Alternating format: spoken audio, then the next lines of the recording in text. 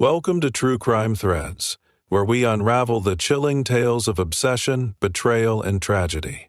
In today's story, a woman's dangerous fixation on a mechanic ends in heartbreaking consequences. It all began on a quiet afternoon in a small suburban town. Rachel, a woman in her early 30s, had just moved to the area, seeking a fresh start after a series of failed relationships.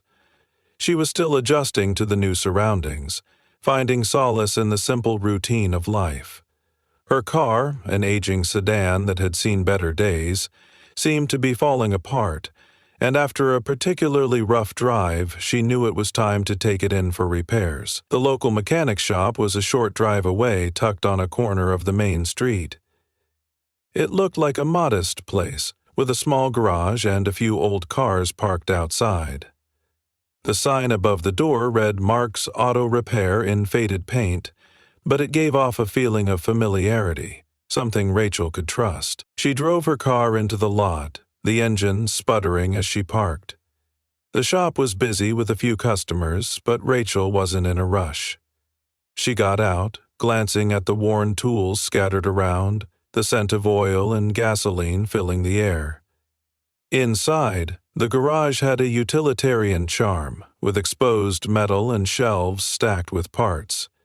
It felt like the kind of place where things got done. Behind the counter stood Mark, a mechanic in his mid-30s, with broad shoulders, calloused hands, and a face that seemed weathered by hard work. Mark looked every bit the part of the mechanic who knew his way around cars. His hair was dark and slightly unkempt, and his eyes, a piercing blue, revealed little emotion. He didn't smile much, but his presence was commanding. Rachel stepped up to the counter, her heart racing a little. She wasn't sure why she felt a nervous flutter in her chest, but she found herself drawn to Mark in a way she couldn't explain. She hadn't seen anyone quite like him before. Rugged, no nonsense, and yet there was a gentleness in his demeanor that seemed to contradict his tough exterior. As she spoke to him about the issues with her car, she couldn't help but notice how focused he was on her words, listening intently. His attention, while brief, felt sincere. For the first time in a while, Rachel felt a sense of connection with someone. "Just leave the keys with me and I'll take a look. It shouldn't take long," Mark said, his voice steady and calm, though it didn't hold the warmth Rachel was secretly hoping for. Rachel nodded, handing him the keys. As she walked out of the shop, she glanced back at him, feeling an inexplicable pull. She didn't know why, but something about him stirred a deep curiosity within her. This wasn't just a mechanic to her. It was something more, though she didn't fully understand it yet. Over the next few weeks, Rachel found herself returning to Mark's shop for small repairs, each visit giving her an excuse to see him again. She would linger, chatting about the weather, the neighborhood, or anything that might keep the conversation going. Mark, polite but reserved, never showed much interest beyond the business at hand. He remained focused on the work, his interactions with her professional and courteous, but never anything more. Yet Rachel couldn't shake the thought of him. She began to find reasons to visit even when there was nothing wrong with her car. She'd make up small issues or ask for advice, hoping for another chance to be near him. Mark, however, seemed to notice nothing unusual. To him, Rachel was just another customer, another face in the crowd. But for Rachel, each passing moment she spent in his presence felt like a step closer to something more. She found herself daydreaming about him, imagining what it would be like to have him in her life. She had no intentions of falling into another meaningless crush, but the feelings were undeniable. Her feelings were undeniable. She couldn't control them, and with each visit to the shop, her obsession grew. Rachel's fascination with Mark deepened as the days went by. What had started as casual visits to get her car repaired soon transformed into an obsessive routine. She found herself driving past his shop even when her car didn't need any work. It was as if the mere thought of being close to him, of seeing him from afar, became an urgent need. She would park a few streets down and sit in her car, waiting for him to step out of the garage, just to catch a glimpse of him. Each time she saw him, whether he was working under the hood of a car or talking to another customer, her heart raced. It was as if she couldn't get enough of him, and no matter how hard she tried to suppress the feelings, they only seemed to grow stronger. Rachel began following Mark on social media. She didn't expect him to notice, but she felt a sense of connection when she saw his posts, even if they were just pictures of cars or random musings. It gave her a glimpse into his life, and she clung to every update. There was something comforting about knowing what he was doing, even if it was just his daily routine. She liked his posts, left comments, but he never responded. It didn't matter to her. Each interaction, no matter how small, made her feel like they were getting closer. Over time, Rachel found herself becoming more creative with her excuses to visit the shop. She'd call and ask about a simple fix, or drop by with a cup of coffee, even though her car didn't need any work. Mark would always thank her politely, his gratitude sincere, but he never showed much interest beyond the surface. Still, Rachel persisted, hoping that eventually he would see her for more than just a customer. She noticed subtle things about him that only fueled her growing obsession. He had a soft spot for animals, often stopping to pet stray dogs that wandered by the shop. He never spoke much about his personal life, but Rachel picked up on small details, the way his clothes were always worn and faded, how he preferred working with his hands over dealing with paperwork, how his eyes lit up when he talked about classic cars. She'd memorized everything, piecing together a mental picture of the man she thought she could spend her life with. Yet Mark remained distant. He was polite, never rude, but he was never anything more than a mechanic to her. To him, Rachel was just another customer, no different from the others who came and went. He would smile, nod, and fix her car, but he kept his personal life private. As time passed, he started to grow suspicious of her increasing visits. He began wondering why she kept showing up with no real need for repairs. His colleagues teased him about the extra attention, but Mark was too focused on his work to take it seriously. Rachel, however, felt a growing sense of entitlement. She told herself that he was only being cautious, that in time he would come to understand how much they had in common. She convinced herself that she was different from the other women who might have come and gone from his life. They simply hadn't seen the real Mark, but she had. They simply didn't know him the way she did. The more she thought about it, the more it seemed inevitable. She could see a future with him, one where they were a couple, living in the same town, sharing a life together. But as much as she'd tried to convince herself, she knew that she was the one pushing for something that Mark had never given any indication he wanted. Still, the fantasy persisted. It was just a matter of time before he realized it too. She was certain of it. One afternoon, Rachel overheard a conversation between Mark and one of his colleagues that would change everything. She had been sitting in her car outside the shop, waiting for her usual chance to see him. Mark was standing by the garage, talking to a man she didn't recognize. At first, Rachel didn't pay much attention. But then the words hit her like a sudden blow. "I'm taking Amber out this weekend," Mark said, his voice casual, but to Rachel it felt like an announcement that shattered her world. Amber. The name echoed in Rachel's mind, and suddenly, it felt like everything she thought she knew about Mark was a lie. He wasn't alone, he wasn't available, and he certainly wasn't going to be hers.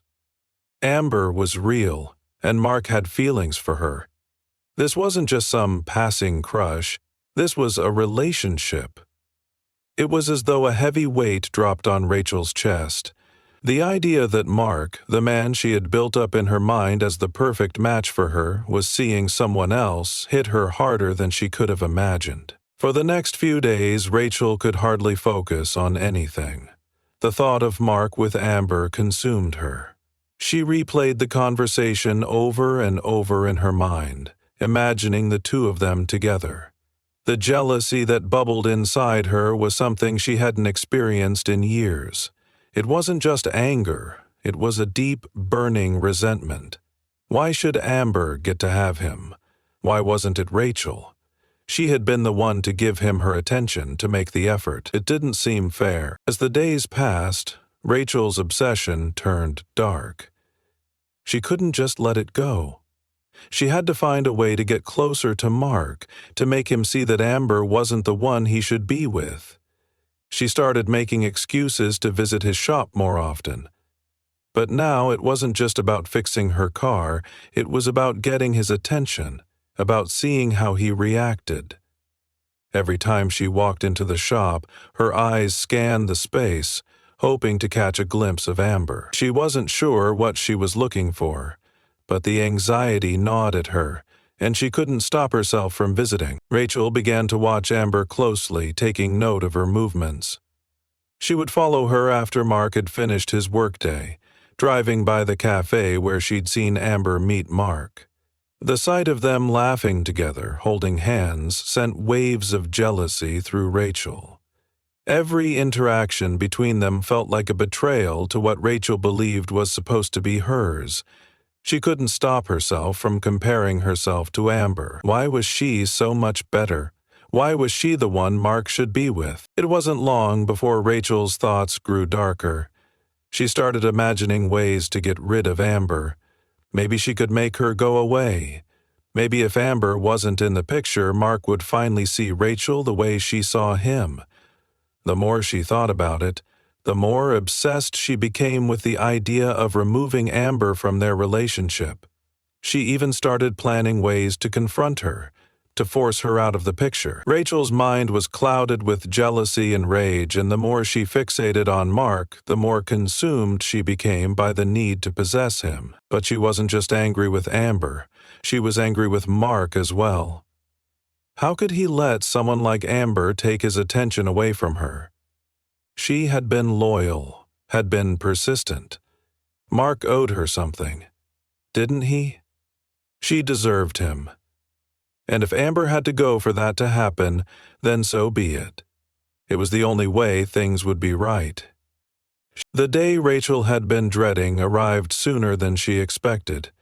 She had spent the past few weeks stewing in her jealousy, consumed by the thought of Mark and Amber together. The more she saw them, the more the idea that Amber was an obstacle in her path to Mark's affection seemed unbearable. It was one thing to see them at the shop or hear about their dates, but when Rachel learned that Mark had invited Amber over to his house that weekend, something inside her snapped. That was the breaking point. It wasn't just about being in the same town anymore. Mark's personal life was now a direct challenge to Rachel's obsession. Rachel waited outside Mark's home that Saturday evening, her car parked a few streets away, hidden from view. She had watched them leave the shop together, Amber smiling at Mark as they got into his car. It was a harmless moment, a happy moment, but to Rachel it was like a slap in the face. They didn't belong together. The idea of Amber being with Mark filled her with a fury she could no longer control. The thought of Mark being happy with someone else, someone she considered inferior to her, became an unbearable thought. She had to act, and she had to do it quickly. Around 9 p.m., when the house was quiet and the streetlights cast long shadows over the sidewalks, Rachel saw the headlights of Mark's car pull into his driveway. He and Amber were laughing as they walked up to the door, completely unaware of Rachel lurking in the background. Rachel watched them, her hands clenched in fists, trembling with a mixture of rage and desperation. This wasn't how things were supposed to go. They weren't supposed to be together. She had given herself to the idea that Mark would one day realize she was the one for him. But now, the reality of that slipping away forever pushed her into a corner she couldn't escape. When that happened, Rachel got out of her car, her steps silent on the pavement as she crept toward the side of Mark's house. She didn't want to make a scene, not yet. She had no intention of simply confronting them, it was too late for words. Rachel had made up her mind, and there was only one way to make everything right. As she approached the back of the house, she spotted Amber through the window, sitting on the couch with Mark. They were talking, their heads close together, sharing a moment. The sight made Rachel's blood boil. Every laugh, every touch between them made her feel like an intruder in a life that was supposed to be hers. With a deep breath, Rachel pressed her back against the wall, feeling the coldness of the stone against her skin. The next few moments felt like an eternity. She needed to act, needed to get Amber out of the picture. She didn't care how it happened as long as it was done. Rachel waited for the right moment, when Mark's back was turned, and Amber stood up to go to the bathroom. That was when Rachel made her move. She slipped through the unlocked back door, keeping her footsteps light. It wasn't difficult. She had done things like this before, waiting for opportunities like this to present themselves. The door creaked slightly, but it went unnoticed as Amber walked down the hallway. Rachel stepped into the house, her heart pounding in her chest, and made her way to the staircase. She knew Amber would be vulnerable, unprepared for what was coming. The anger in Rachel's mind clouded every rational thought. She just needed to eliminate the obstacle. At the top of the stairs, she found Amber standing at the landing. Without hesitation, Rachel rushed toward her and shoved her hard, sending Amber tumbling down the staircase. The sound of her body hitting the floor echoed through the house, but Rachel didn't stop to check. She couldn't bear the thought of Amber being in Mark's life anymore. In that moment, there was nothing else but the cold, bitter feeling of possession. Rachel had done what she thought was necessary. She left quickly, slipping out of the house the same way she had come in, her heart racing and her mind numb. The entire act, the consequences, didn't register immediately. What mattered was that Amber was gone, and Mark was one step closer to being hers. The following morning, the weight of what Rachel had done began to settle in. The house had grown quiet, and the aftermath of her actions started to haunt her. At first, the adrenaline had masked the severity of the situation, but now, as she sat in her car, parked several blocks away from Mark's house, reality set in. The image of Amber's body tumbling down the stairs replayed over and over in her mind, and the panic crept in slowly. What had she done? She had crossed a line she could never uncross, and the consequences were unknown. Rachel couldn't stay hidden forever. She had to know what had happened to Amber to see if her actions had been enough to put an end to the situation once and for all. She hadn't heard anything overnight, and that only increased her unease. The silence was unbearable. Rachel decided to drive by Mark's house again, hoping to catch a glimpse of something, anything, that would tell her how things were going. As she turned the corner near Mark's house, she saw the flashing lights of police cars in the driveway. Her heart stopped. It was like a punch to the gut. She had hoped, prayed even, that Amber would simply vanish from Mark's life without anyone noticing. But now it was clear that her actions had attracted the attention of law enforcement. Panic surged through her, and she quickly turned off the engine, sitting frozen in the car. She could see the officers talking to Mark, who was standing at the front door, looking shaken but composed. Amber wasn't there, but Rachel knew the police would be searching for answers. They'd be looking for someone responsible, and she was the only one who knew what had truly happened. Rachel knew she couldn't stay where she was. She drove away, her mind racing as she tried to think of a way out. The police would be investigating, questioning everyone. Mark would be confused, hurt, but he'd never suspect her. She had made sure of that. She had left no trace of herself at the scene, no evidence that could directly link her to the crime. Still, the feeling of guilt weighed heavily on her chest. No matter how much she tried to calm herself, the thought of being caught was too much to bear. In the following days, the investigation into Amber's fall intensified. The police interviewed everyone who knew Amber, including Mark's friends and co-workers. Mark was devastated by the incident, still struggling to comprehend how his girlfriend had ended up at the bottom of the stairs, unconscious and in critical condition. Amber was in the hospital, her injuries severe but not fatal, though no one knew when or if she would recover fully. The authorities questioned Mark repeatedly, trying to piece together the events of that night. But there were no signs of foul play, at least not in the way they had initially suspected. For Rachel, the tension grew unbearable. She could no longer watch Mark from a distance without feeling a constant knot in her stomach. She had put herself in a position where she was no longer just an outsider. She was part of something far darker than she had ever anticipated. The lines between obsession and regret blurred in her mind, and with every passing day, the walls seemed to close in on her. Mark eventually reached out to Rachel. He seemed confused, not understanding why Amber had been hurt, but he asked Rachel for help. He trusted her, and as she spoke to him, pretending to be a supportive friend, she realized how much power she had over him. Yet, as they talked, her thoughts shifted. Mark wasn't the man she thought he was. He wasn't the answer to everything she had ever wanted.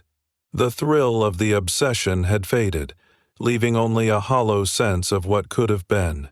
The police never found solid evidence that Rachel had been involved, but they couldn't shake the feeling that someone had been responsible for Amber's fall. Mark's relationship with Rachel grew distant, as his focus shifted to Amber's recovery. In the end, Rachel found herself in a world of her own creation, trapped in the ruins of her own obsession. The tragedy she had caused had shattered everything, and there was no coming back from the choices she had made.